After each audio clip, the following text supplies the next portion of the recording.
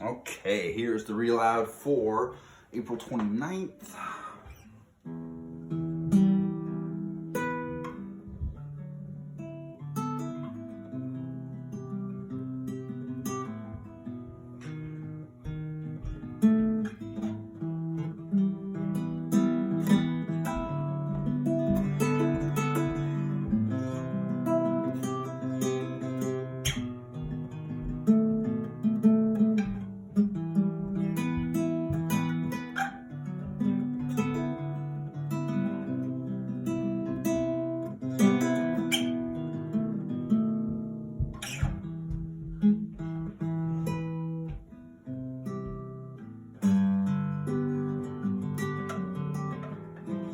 I'll find a way to connect them eventually. All right. So we started our new book. We should be able to get through this one pretty quick. So let's get to work. Oh, I'm going to set a timer. I don't want to forget.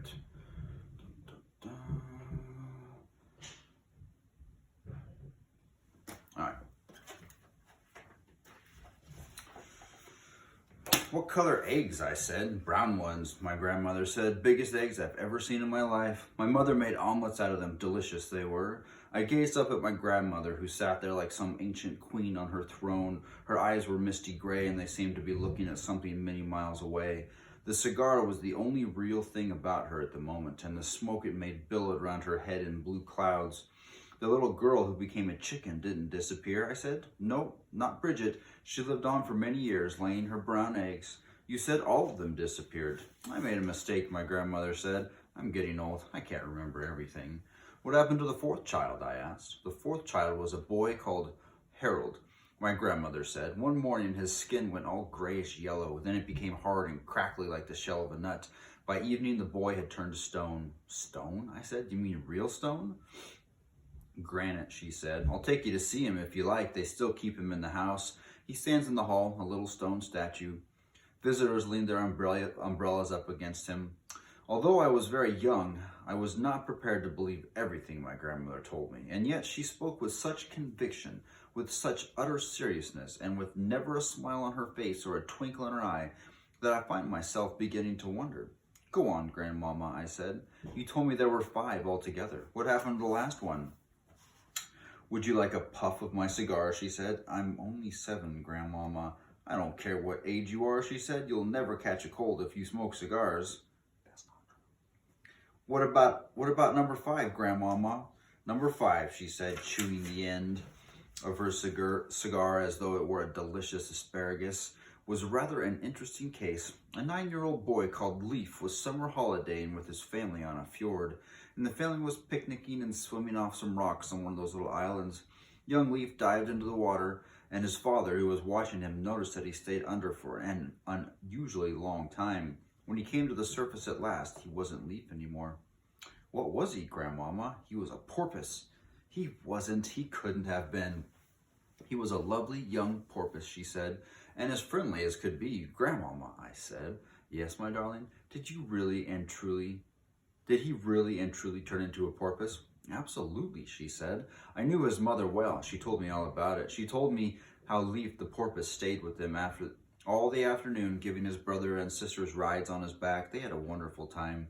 And then he waved a flipper at them and swam away, never to be seen again. But Grandmama, I said, how did they know that the porpoise was actually Leaf?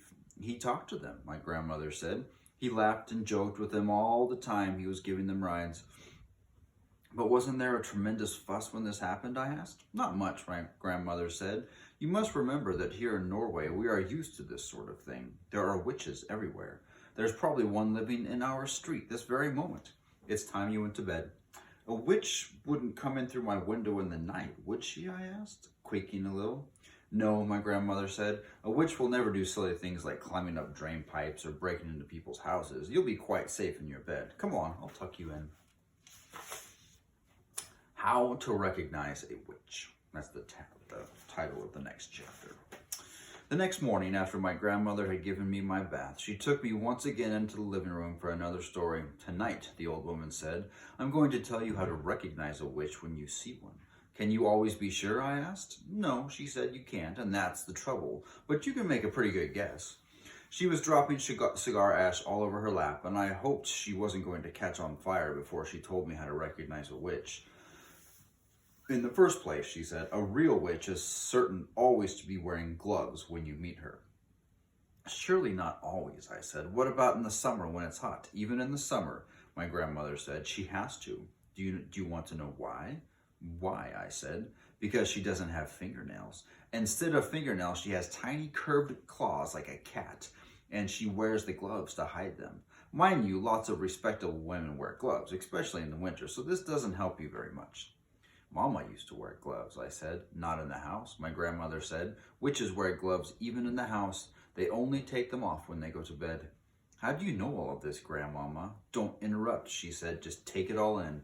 The second thing to remember is that a real witch is always bald. Bald, I said. Bald as a boiled egg, my grandmother said. I was shocked. There was something indecent about a bald woman. Why are they bald, Grandmama? Don't ask me why, she snapped. But you can take it from me that not a single hair grows on a witch's head. How horrid. Disgusting, my grandmother said. If she's bald, she's easy to spot, I said. Not at all, my grandmother said. A real witch always wears a wig to hide her baldness. She wears a first-class wig, and it is almost impossible to tell a really first-class wig from ordinary hair, unless you give it a pull to see if it comes off. Then that's what I'll have to do, I said. Don't be foolish, my grandmother said.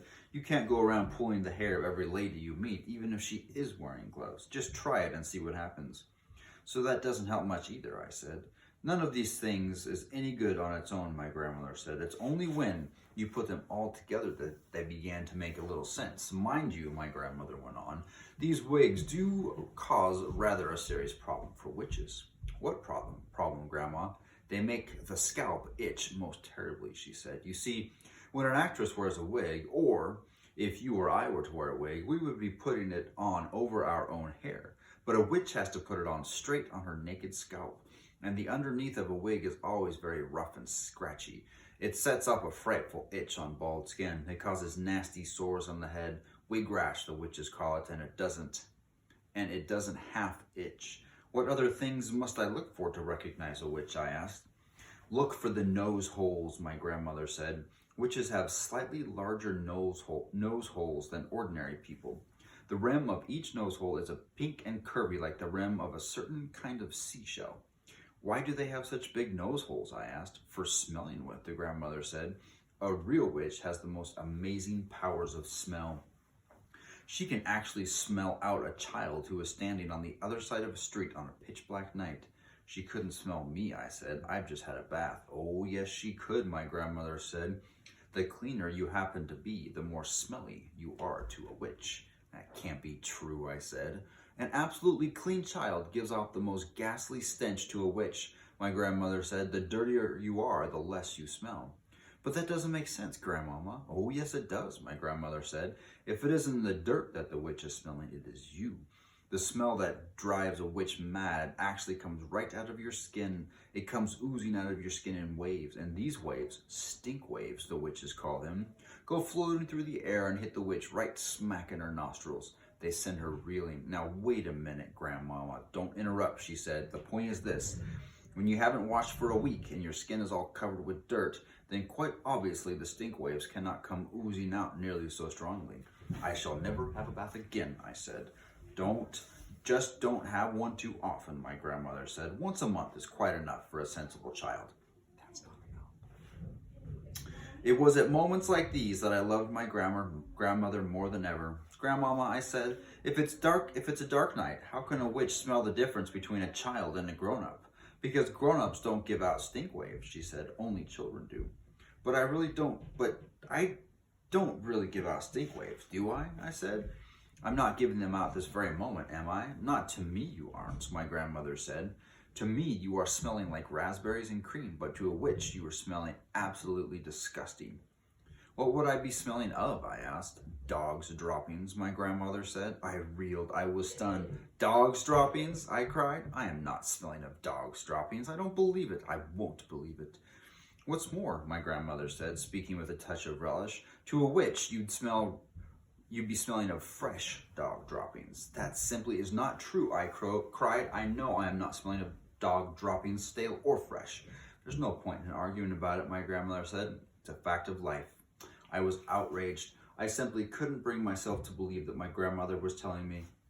So if you see a woman holding her nose as she passes you in the street, she went on, that woman could easily be a witch. I decided to change the subject. Tell me what else to look for in a witch, I said. The eyes, my grandmother said. Look carefully at the eyes, because the eyes of a real witch are different from yours and mine. Look in the middle of each eye where there's normally a little black dot. If she's a witch, the black dot will keep changing color, and you will see fire, and you will see ice dancing right in the very center color dot. It will send shivers running all over your skin. My grandmother leaned back in her chair and sucked contentedly on her foul black cigar. I squatted on the floor, staring up at her, fascinated. She was not smiling. She looked deadly serious.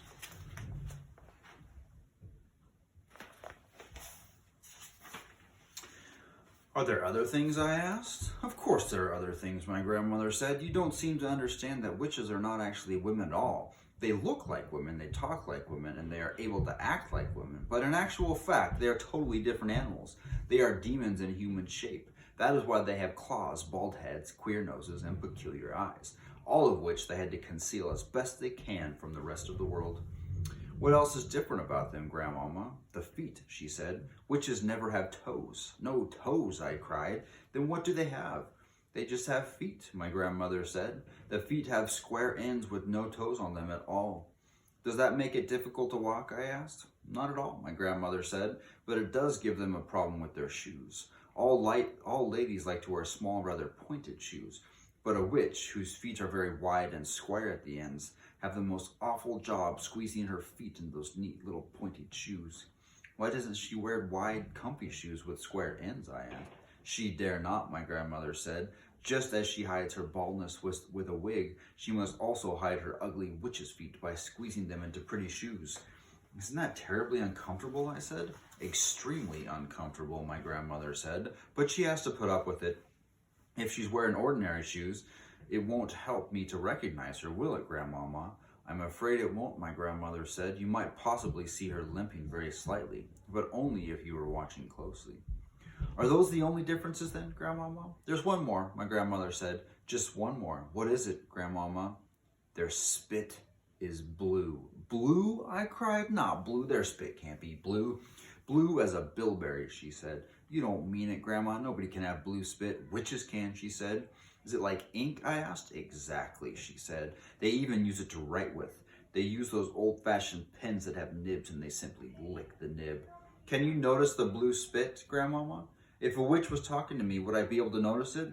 Only if you looked carefully, my grandmother said. And if you looked very carefully, you would probably see a slight bluish tinge on her teeth, but it doesn't always show much. It would if she spat, I said. Witches never spit, my grandmother said. They daren't. I couldn't believe my grandmother would be lying to me. She went to church every morning of the week, and she said grace before every meal, and somebody who did that would never tell lies. I was beginning to believe every word she said. So there you are, my grandmother said. That's about all I can tell you. None of it's very helpful. You can still never be absolutely sure whether a woman is a witch or not just by looking at her. But if she's wearing the gloves, if she has the large nose holes, the queer eyes, and the hair that looks as though it might be a wig, and if she has bluish tinge on her teeth, and if she has all of these things, then you run like mad. Grandmama, I said, when you were a little girl, did you ever meet a witch? Once, my grandmother said. Only once. What happened? I'm not going to tell you, she said. It would frighten you out of your skin and give you bad dreams. Please tell me, I begged. No, she said. Certain things are too horrible to talk about. Does it have something to do with your missing thumb, I asked. Suddenly, her old wrinkled lips shut tight as a pair of tongs, and the hand that held the scar, which had no thumb on it, began to quiver very slightly. I waited. She didn't look at me. She didn't speak. All of a sudden, she had shut herself off completely. The conversation was finished. Good night, Grandmama, I said, rising from the floor and kissing her on the cheek. She didn't move. I crept out of the room and went to bed. Okay, that's the end of the chapter. The next one we'll read tomorrow is The Grand High Witch.